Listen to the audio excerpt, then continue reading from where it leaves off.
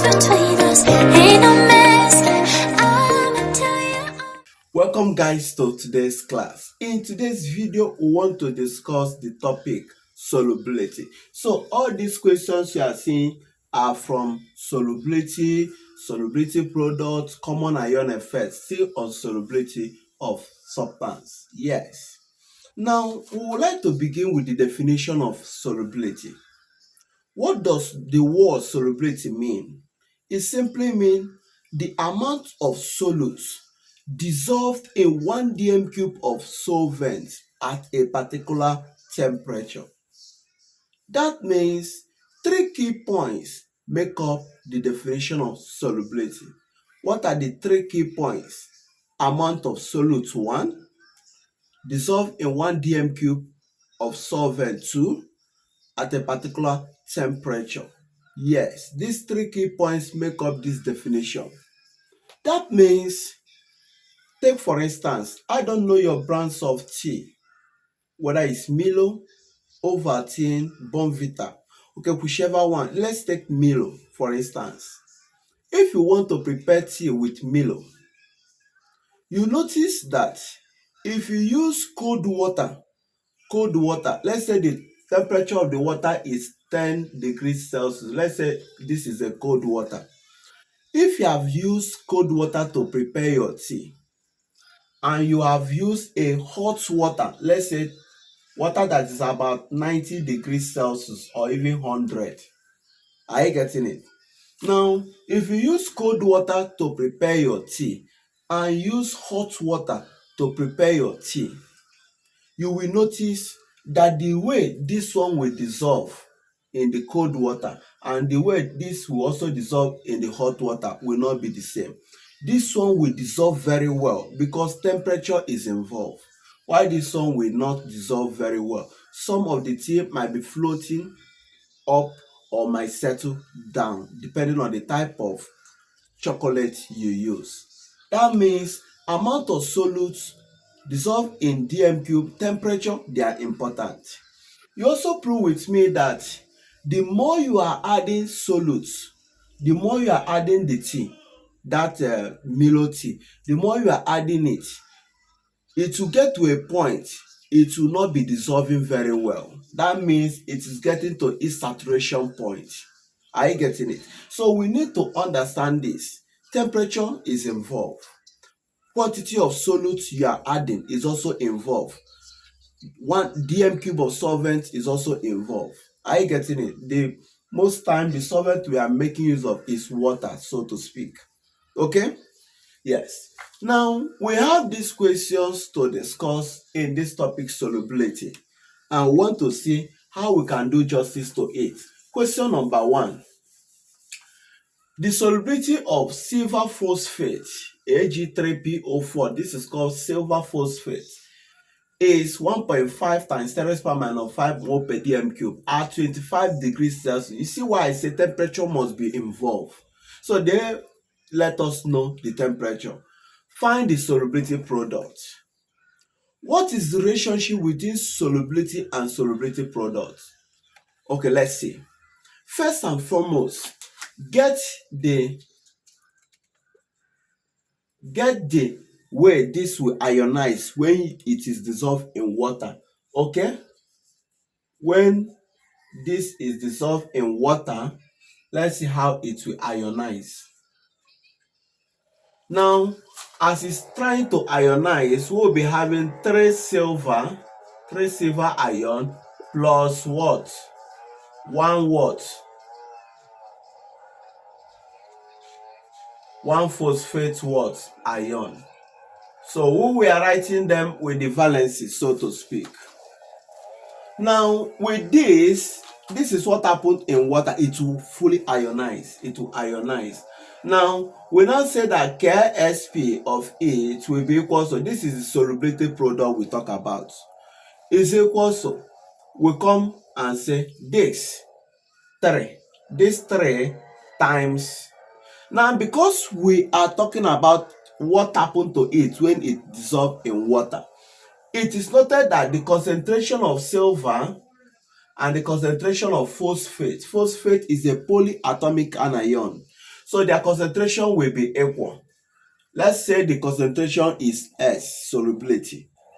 S, that is solubility. We will say S raised to power of what? 3. This 3 is coming from the coefficient of this. 3 times the solubility of this raised to power of the what? The coefficient. Are you getting it? Times what? 1 times what? S, which is for phosphate. Raised to power of, what is the coefficient? 1. So, this is what we come up with. Okay? We say let this be S and let this be S, meaning solubility. Now, this is S, letter S, solubility. Now we'll come up and we say 3 cube will be giving you what? 27. S what? Cube. Then this will be giving you what? Times S. So that is equals to KSP. Now what did they give us? They have given us the solubility to be this. This is the solubility we are talking about. This times this will be giving you S raised to the power of 4. It implies that KSP is equal to 27 S raised to the power of 4. And what is your S? The S is the solubility we talk about. We say the solubility of the silver and solubility of the phosphate ion, they will be equal because it is being dissolved in water. Now, we now say KSP finally will be equal to 27 times 1.5, the solubility, times 10 raised to the power of minus 5 raised to the power of 4. So you use your calculator to compute it. We will say 1.5 bracket, okay, 27 bracket 1.5 times 10 raised to the power of minus 5 and raised to the power of what? 4. So once you package this, you say equals to, that will be giving you 1.37 approximately times 10 raised to the power of minus 18. That is your KSP. So we have been able to get our KSP. That becomes your answer. The solubility product. Are you getting it? This becomes your answer. So the relationship between solubility product and solubility is gotten from you seeing how they ionize. You'll be able to get the coefficient of each of the words ions involved. Okay? To solve question number 2, we need to write this salt and see how it ionizes. Now, it will be ionizing this way. This is a mercury plus 2IO3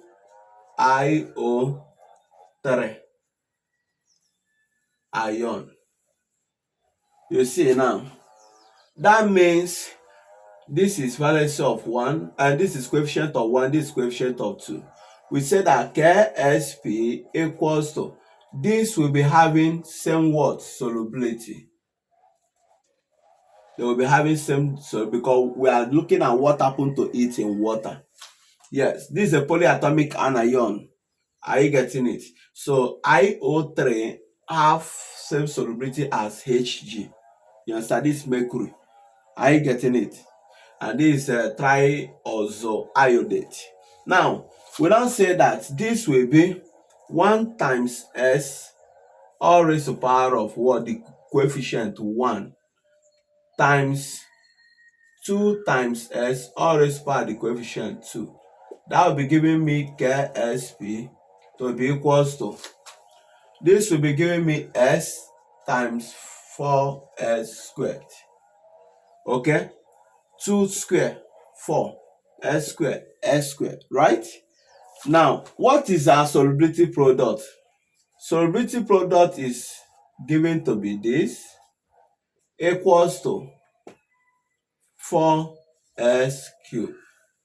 So first thing you do, carry this 4 to divide. Therefore, s cube will be equals to 4 times 10 raised to power minus 38 all over 4. S cube equals to 1 times 10 raised to power minus 38. Okay? Therefore, s will be equals to, get the cube root. Cube root of 1 times 10 raised to power minus what? 38. So what should be the answer? We say cube root. Shift bracket 1 times 10 raised to power minus 38. I'm using calculator to compute it. I'll be having equals to 2.15 times 10 raised to power of minus 13 molar. Solubility, molar or mole per dm cube. Molar or mole per dm cube. Okay, that is about this.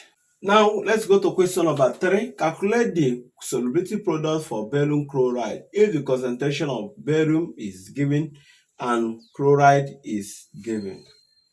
Now, in the first two we solve, we said that the concentration of the cation will be equal to the one of anion because we are checking what happened to them in water.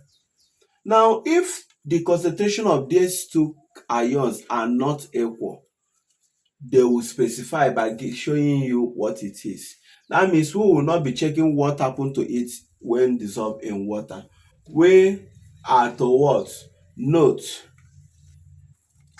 that this is barium chloride and it implies barium plus 2 chloride, right?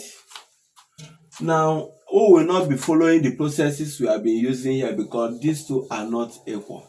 So what we will come and do is I will say KSP will be equal to this one.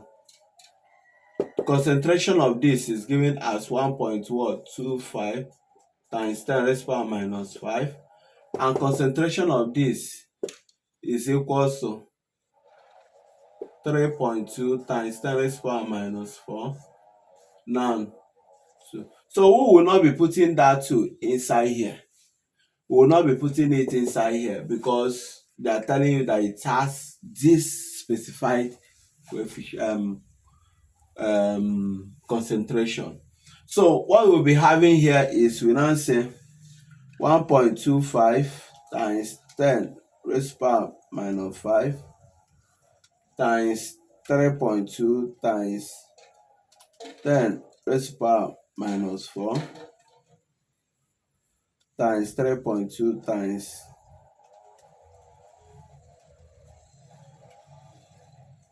so that will be giving us 1.28 times 10 raised to power of minus 12. So that is about the solubility product because it is given to you directly without you sorting it out by yourself. So you just say this raised to power this so as you get it well. That is, it's more of obeying Le Chatelain's principle. This raised to power the power plus what times what the coefficient the concentration of chloride raised to power of this, you then get this. If you say all over this one you don't make use of it, you only make use of the ionized part shown to you. So you just say this and this raised to power of 2, this one raised to power of 1 because the power coefficient is 1. Are you getting it? So you get it to be this. This is how to solve it when it is no longer for you to check what happened to it in water. This is how to solve it. When they give you the value of concentration of A, the first cation, the anion, if they give it to you, you package it this way.